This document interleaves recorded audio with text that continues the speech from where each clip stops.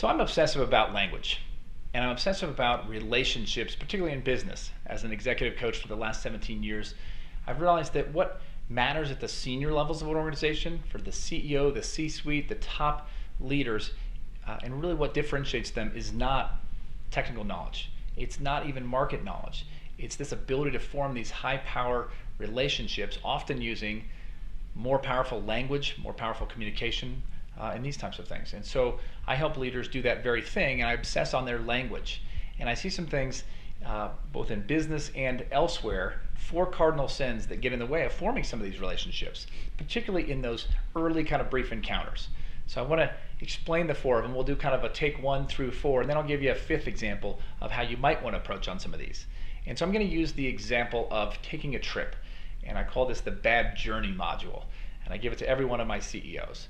And this is something that I've taken from one of the best executive coaches in the country, a woman named Jen Lindsay, my personal coach, and she's developed this to share with the world. So the first thing is the first sin. I'll go through them one by one, but I'll just talk about it as if I've taken a trip. So you're at a cocktail party, or you're milling around at a board meeting before everyone sits down to talk about the company, and someone says to you, hey, how was your trip to Hawaii? And you start talking about it. Oh, the trip was great. I took my kids, etc. And right away, what do? They might jump in and want to argue with you. Oh, well, that's probably not the best place to go, Maui. I've always found the Big Island is better because of this and that. And they really do want to debate and kind of help you know that other places in Hawaii are better. But in the process, what do you feel like? You feel like, screw you. I'm just trying to talk to you about a great trip I had, and you're arguing with me. So take 1 is try to avoid arguing when you don't need to. It doesn't matter what's better in Hawaii. All that matters is that person felt heard, that you were excited about them and their family. Avoid take 1. Avoid argue. All right, take 2. The next thing I see people do is they really want to help. We as men are even worse, more guilty for this, but people in general, we want to solve. Okay, so we want to solve. So we start talking about, let's take another example. You're late because you had one of these crazy flights where you were sitting in the middle seat and it was just uncomfortable and this and that. And they say, oh, gosh, JP, that does sound hard, but you know what I would do in the future is make sure you really consolidate your travel onto one airline so you can get more status. And when you have that, usually they'll take care of you. They won't put you in the center seat. You'll be able to have a different flight if you're late, etc.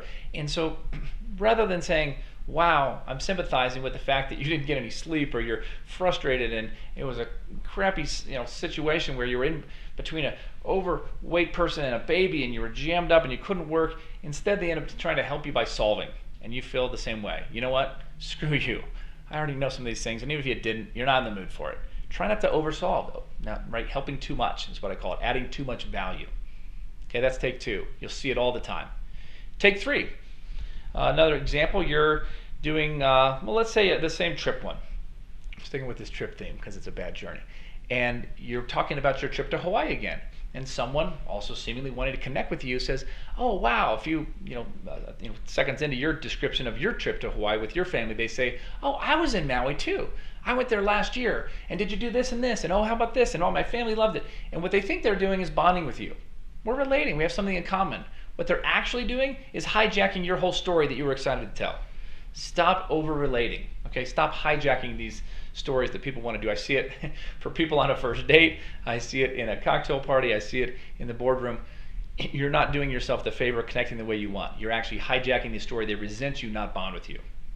Okay, that's take 3.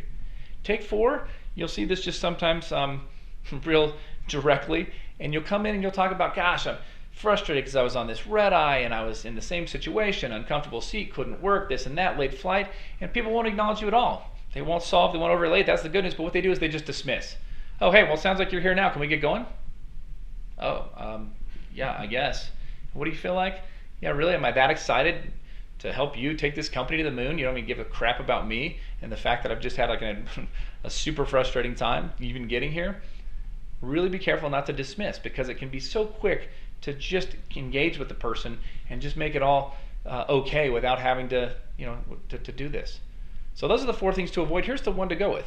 And I won't do it perfectly, but just you can take your own version of whatever this might be. Someone comes in, they were late, they had a bad journey, they're frustrated, and instead of solving or dismissing or these things, you just say, wow, that sounds incredibly frustrating. My gosh, how are you? Do you need to take a break here or get some coffee, or what do we need to do before we get going to make sure you're kind of present and ready to go? And they'll say, oh no, it's fine. Well, maybe I will take a coffee. Let's do that. But no, let's go in 3 minutes. I'm ready to go. Just I'll try and get a little extra sleep tonight.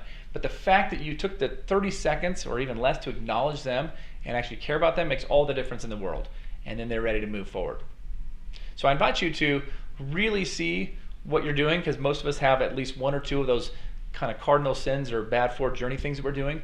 Stop doing that and instead do the quick check-in and care about somebody. Let me know how it goes.